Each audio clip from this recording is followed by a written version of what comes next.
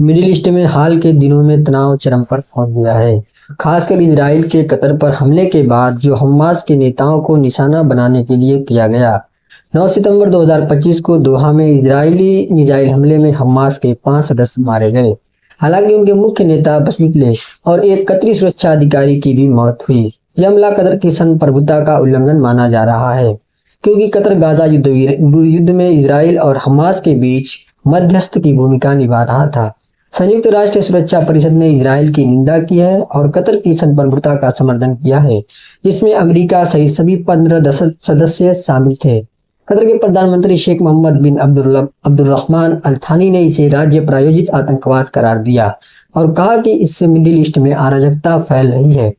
Israel के प्रधानमंत्री Benjamin Netanyahu ने दावा किया कि कतर में हमास नेताओं को हटाने से गाजा समझौते की मुख्य बाधा दूर हो जाएगी, लेकिन अमेरिकी राष्ट्रपति डोनाल्ड ट्रंप ने हमले से बहुत असंतुष्ट होने की बात कही और कहा कि उन्हें पहले से सूचना नहीं दी गई थी।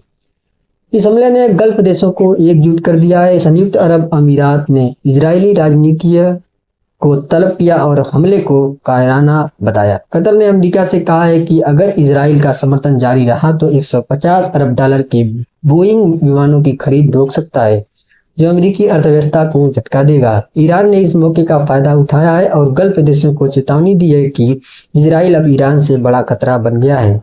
सऊदी अरब, मिस्र और जॉर्डन जैसे देशों ने कतर के समर्थन में बयान दिए हैं और 15 सितंबर को दोहा में अरब इस्लामी शिखर सम्मेलन होने वाला है। विशेषज्ञों का कहना है कि यह हमला अमेरिकी मिडिल ईस्ट में विश्वसनीयता को कमजोर कर रहा है, क्योंकि कतर में अल उदेद एयरबेस अमेरिका का सबसे बड़ा सैन्य ठिकाना है। गाजा में इजराइल ने गाजा सिटी के पूरे इलाके को खाली करने का आदेश दिया है, जहां करीब 10 लाख फिलिस्तीनी रहते हैं। नेतन्याहू ने कहा कि यह शुरुआत मात्र है और सेना जमीनी कार्रवाई के लिए तैयार है। हमलों में सैकड़ों लोग मारे गए हैं और 2 लाख से ज्यादा विस्थापित हो चुके हैं। पूर्वी जेरूसलम में फिलिस्तीनी हमलावरों ने बस स्टॉप पर 6 इजरायलियों की हत्या की, जिसके बाद इजरायली सेना ने जेनिन शरणार्थी शिविर पर छापा मारा, जहां एक 14 वर्षीय फिलिस्तीनी लड़के की मौत हो गई। मिस्र ने गाजा सिटी पर हमले से चिंता जताई है, क्योंकि इससे लाखों फिलिस्तीनी सीमा की ओर भाग सकते हैं। अन्य खबरों में सीरिया में अलाइवाइट इलाकों से सेना ने लोगों को खाली कराया है, जहां एक्स मार्किंग सिस्टम से घरों को चिन्हित किया गया। तुर्की में भ्रष्टाचार जांच में इस्तांबुल के जिला मेयर को हिरासत में लिया गया। ईरान पर यूरोपीय देशों ने यूएन प्रतिबंधों की प्रक्रिया शुरू की है, जिससे तेहरान नाराज है। न्यूजीलैंड में हजारों ने फिलिस्तीनी समर्थकों में मार्च निकाला।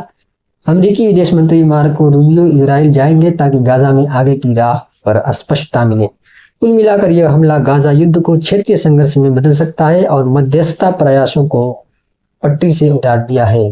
कतर अब अपनी मध्यस्थता भूमिका पर पुनर्विचार कर रहा है और क्षेत्रीय शक्तियां इजराइल पर दबाव बढ़ा रही हैं।